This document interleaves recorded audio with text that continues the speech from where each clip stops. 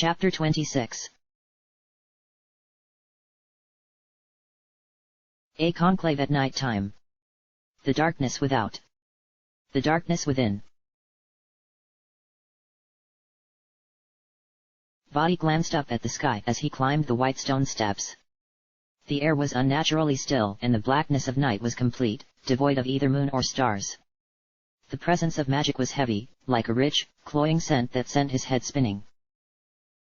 He brushed past the guards and stepped into the Chambers of Insight, a majestic white temple in the heart of the Skyview district, normally a place of healing and meditation.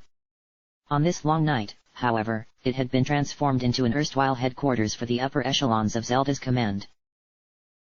Familiar faces loomed out of the shadows of the unlit atrium. Varen's eyes followed him warily as he passed her, and Vincent and Russell broke of their quiet conversation as he entered. Xant's helmet inclined, ever so slightly, in acknowledgement. Vadi ignored them all. He sank to one knee and bowed his head.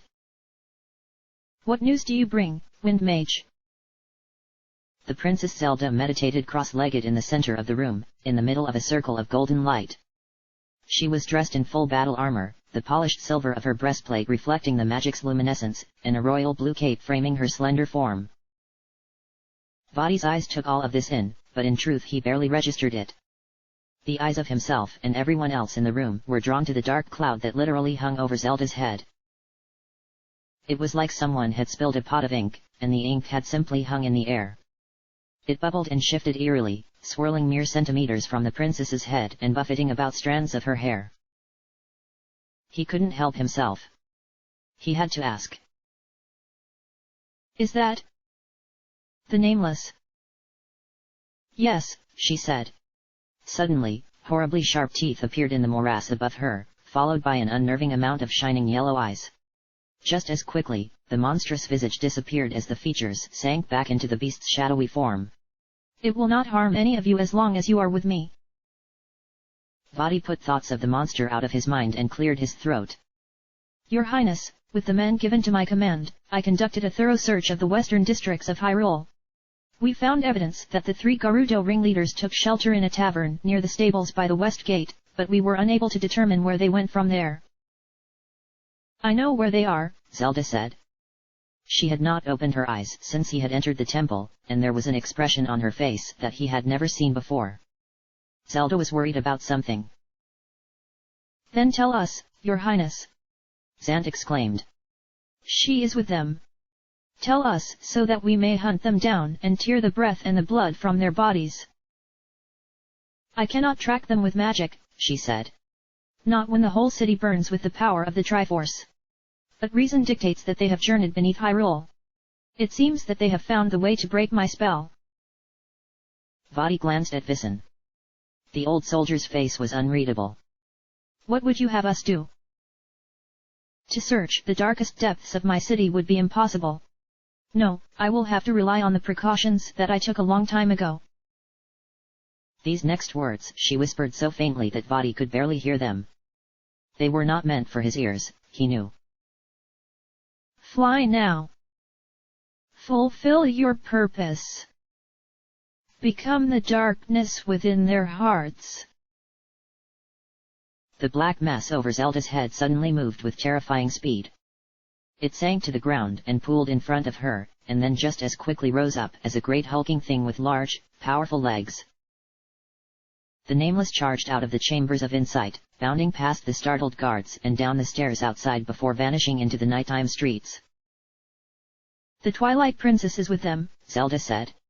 "The Nameless will find her, no matter where she hides within the city." There was a sudden, sinking feeling in the pit of Vadi's stomach. He was beginning to very much regret his clandestine meeting with Link, and cursed himself for ever thinking that the few survivors of the Gerudo could ever hope to match the omniscience of Princess Zelda. All he could do now was pray that his treason would not be discovered. Link, Midna, and Ganondorf were as good as dead. The silence of the cavern, only occasionally broken by the sound of stone being shifted aside and scattered grunts of effort, was suddenly shattered by Navi's panicked voice. "Hey! Guys!" Link rolled another heavy slab of rock to the side. "What is it, Navi?" You should find another way down. You won't be able to clear all this rock in time. For the third time since they had descended into the remnants of the Twilight Kingdom, their way had been blocked by a cave-in. The underground civilization was a network of great caverns connected by narrow passageways, filled with ruined temples and austere architecture that had been carved out of the now familiar smooth, black stone. Why? Link grunted as he continued to work at unblocking out the passageway. What's the hurry? The fairy was zipping back and forth agitatedly. Something really, really bad is headed this way. I can feel it. Midna had stopped digging, and had her head cocked to the side, like she was listening to some far-off sound. It's coming. The Nameless. You can tell. Navi nodded. Yep. Midna seemed less enthused. Something that powerful radiates magic. It's coming, and it's moving fast. Link cursed and looked to Ganondorf. What do you think? Keep digging, or run. The ceiling of the cavern they were in was supported with gigantic black pillars that stretched up into the gloom. At some point after centuries of neglect, one of these had collapsed, splintering against the wall and burying the passage downwards in rubble. Ganondorf rubbed dust out of his hair. It will take at least another half-hour to move enough of the rock to get through. Midna, what are our options? She furrowed her brow and rubbed her eyes. There's another way down, Midna said. It's... Let's see. The tunnel at the south end of this cavern. Or what? Ganondorf asked. She offered a hesitant shrug. I could. Stop it. Both Link and Ganondorf paused in their excavation. Midna refused to meet their stares, looking off into the murky distance of the cave instead. You'll be killed. Navi gasped. You know something about that creature, Link said. That was what you wanted to talk about yesterday, wasn't it? She nodded and held up a hand for silence. Midna closed her eyes and concentrated, then said, It's still a ways off. But moving fast. I might be able to do something. I think. You think? Ganondorf repeated. If you have a plan, explain it. We don't have time to stand around while you meander slowly to the topic at hand. Ganondorf's harsh words seemed to spark a bit of the antagonistic spirit within her, and for a moment Midna was like her old impish self again. Fine, then. I can control the monster. I can speak to it. How is that possible? Link asked. Midna's expression returned to one of uncertainty. I think I recognize the magic that holds the Nameless together. It is, something created by Zant using his power, and Zelda's. It's shadow magic, of a sort, and that's Twilight magic. I think that if I can get close enough I could try to. Ganondorf cut her off. Absolutely not. I'm not going to let you throw your life away on a hunch. It's more than a hunch, she said. And if I'm right, then it's the best chance we have. Link and Ganondorf exchanged glances. I don't know how to explain it. A connection. Between me and the monster. There always has been. She bit her lip. Midna looked absolutely miserable. I can buy you time. I'll explain everything later, I swear. All right, Link said. If you're sure you can stop that monster somehow, then I trust you. But no more excuses. The next time we have the chance, we're going to have a talk and you're going to explain everything. Okay. With reluctance, she nodded. Listen, at the very bottom of the Twilight Kingdom is the Royal Palace. There's a place there, the Soul Sanctum, where the Nameless cannot enter. You'll know it when you see it. Wait there for me, okay? Good luck, Ganondorf said, returning to his digging. Don't die, Midna. Navi zipped forward to give Midna's arm a hug. Link debated over whether to offer similar sentiments, but caught a glimpse of the conflicted emotions in her eyes. I'll see you at that sanctum, he said. And then we can have that conversation.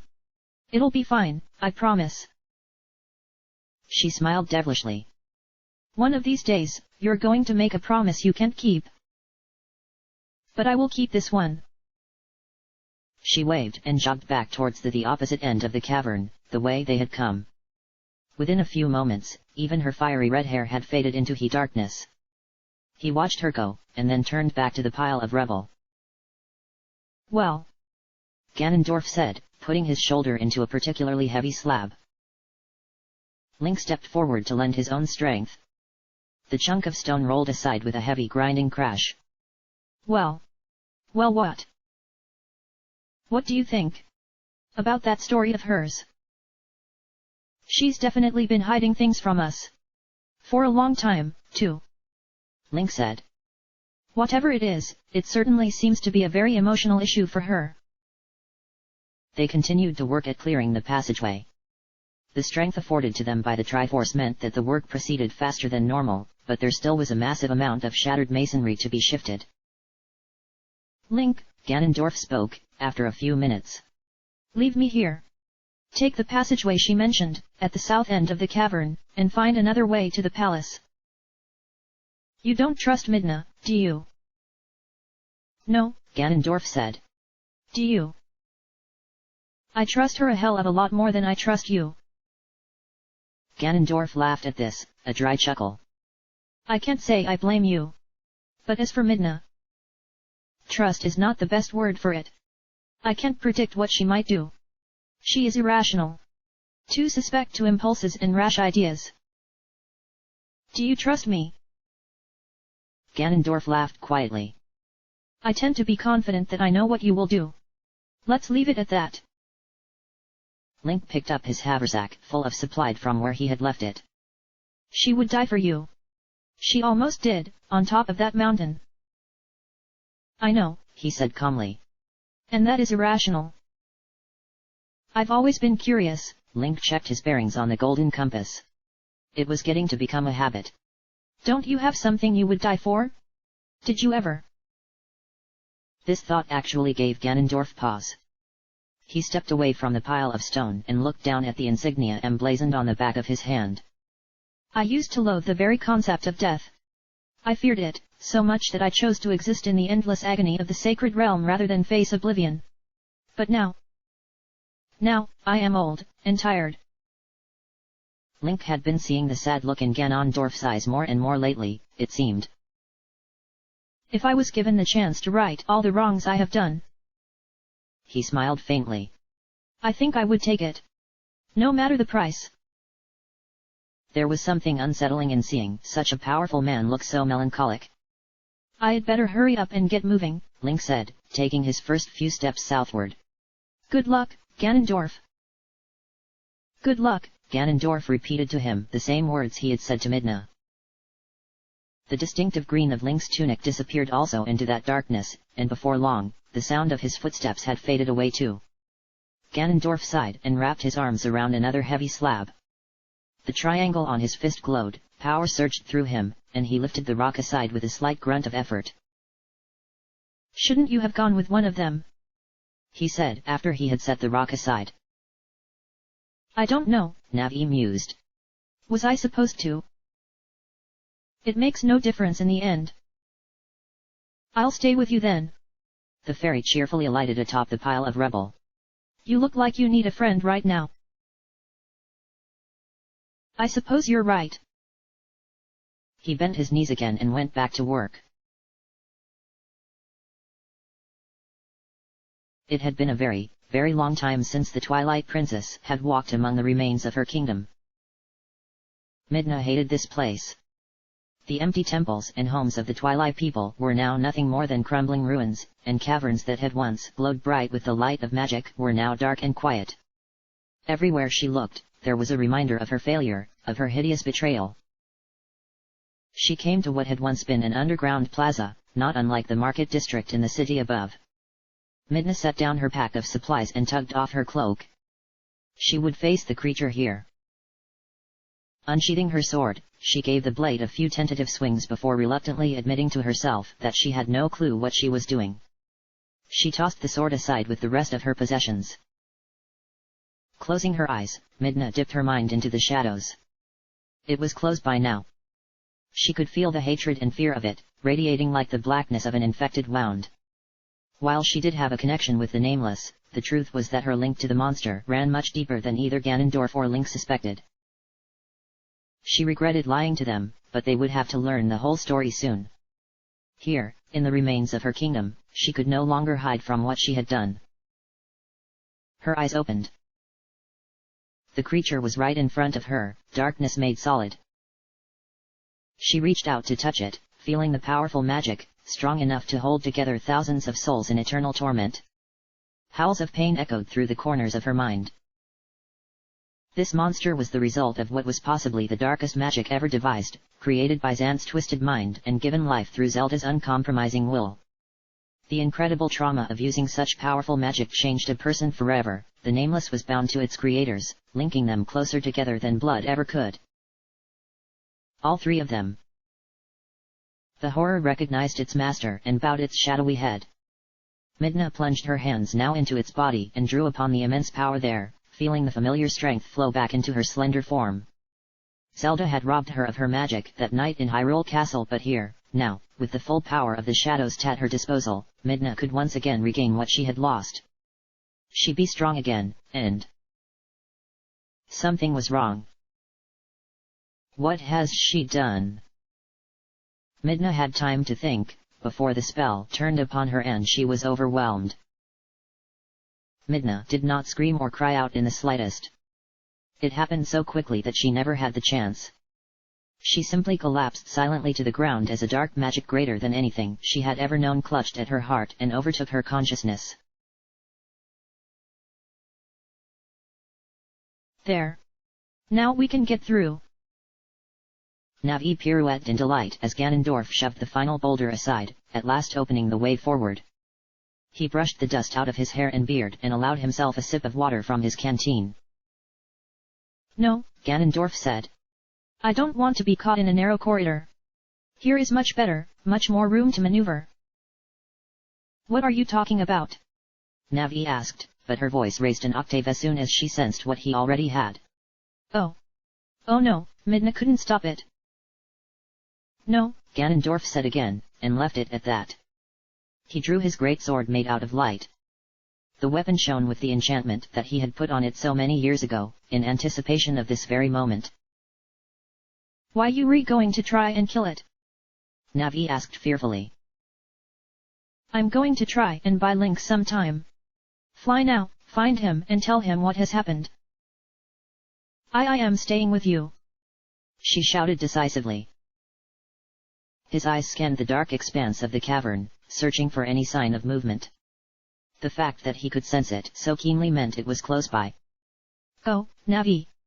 Leave me to deal with this. I can't. His armor clicked quietly with his movements, underneath his cloak.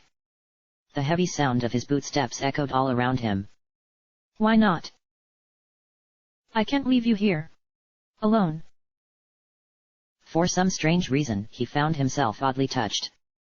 Ganondorf did his best to reassure the tiny fairy. I don't plan on dying here.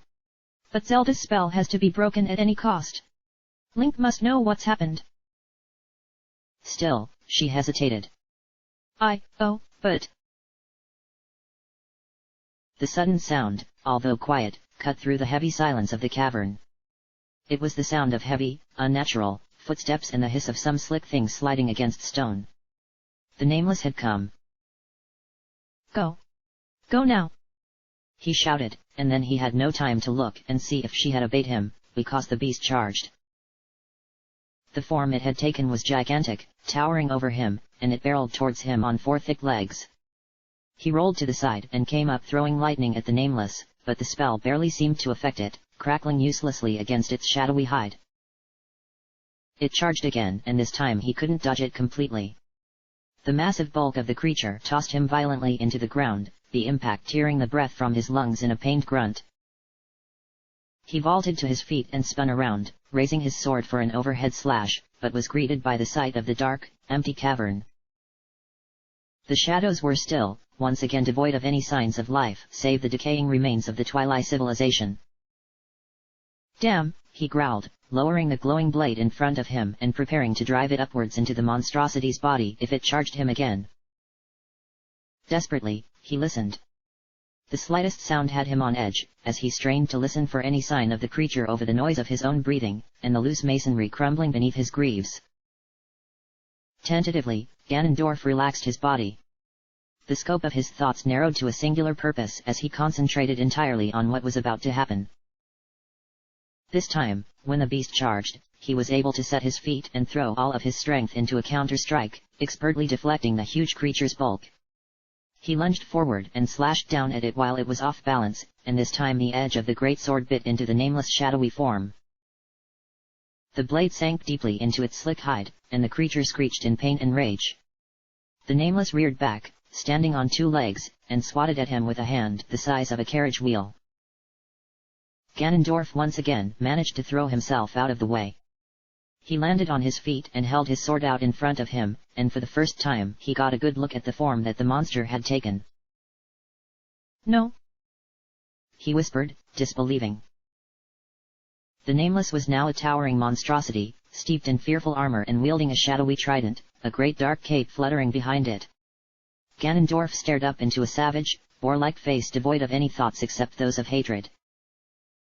In a particularly cruel twist of fate, the wound he had inflicted upon the beast was the same one he had borne, millennia ago and in another lifetime, a deep gash along the stomach, bleeding drops of blood as black as pitch mixed with the liquid light of the sword's magic.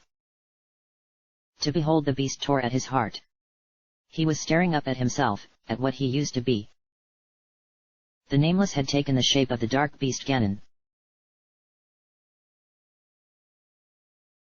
Link took off his hat and ran his hands through his hair. It was stained with dirt and drenched in sweat.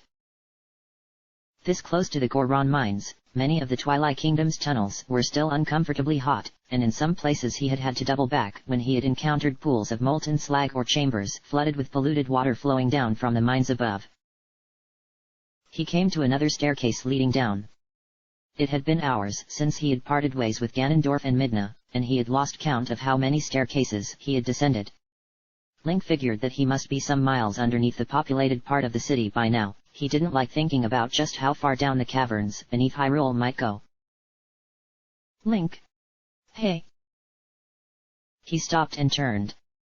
The long hours spent in the darkness must be playing tricks on him.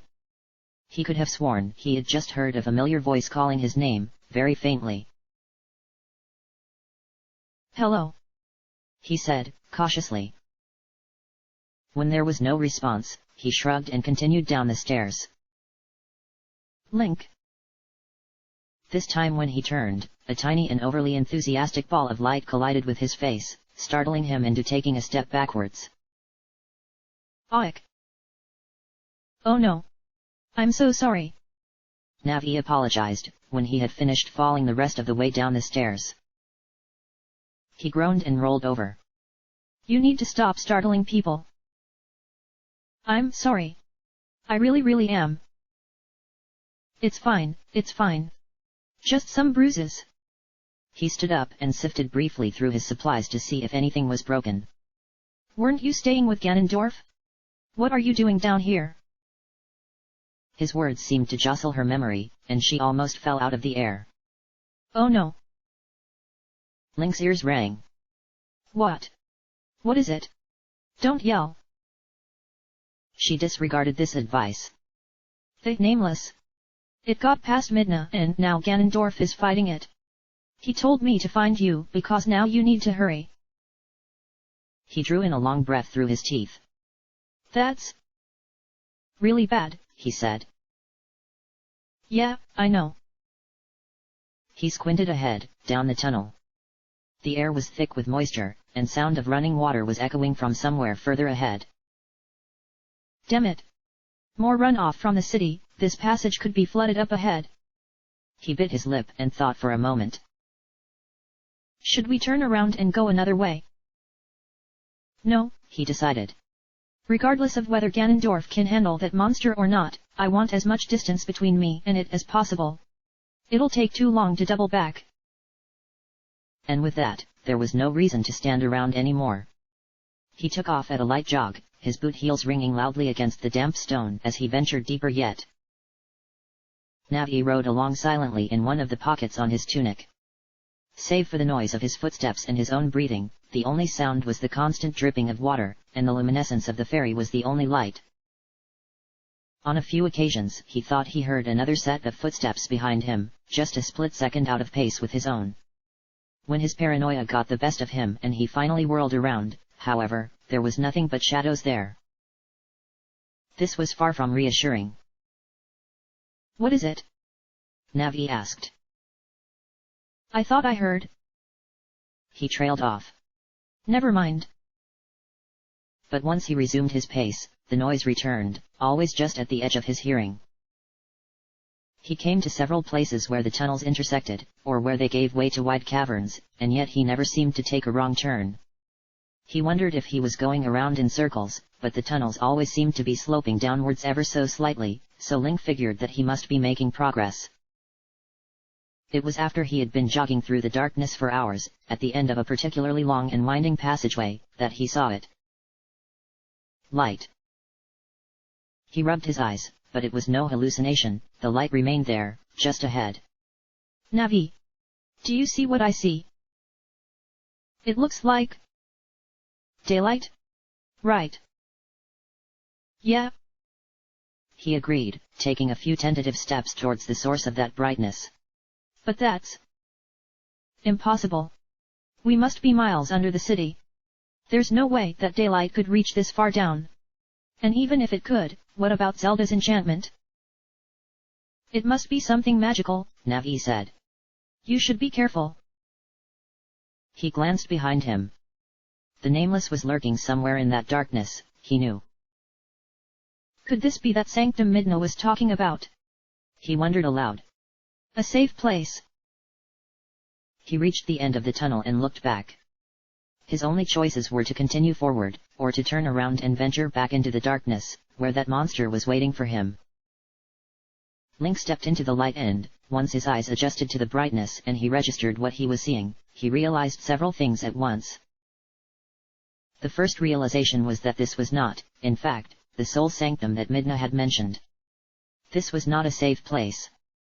It was far from it. The second realization was that he had been here before. Not in this life, but another. And the third realization was that he finally knew exactly what the Nameless was. It was like he had stepped onto the surface of an endless pool, calm and pristine. The glassy smoothness of the water reflected only the cloudy, grey sky and seemed to be without bottom. His boots made only the slightest of ripples as he moved.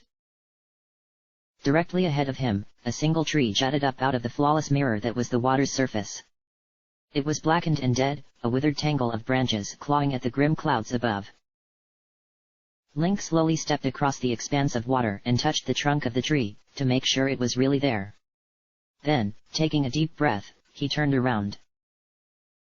Navi gasped in horror.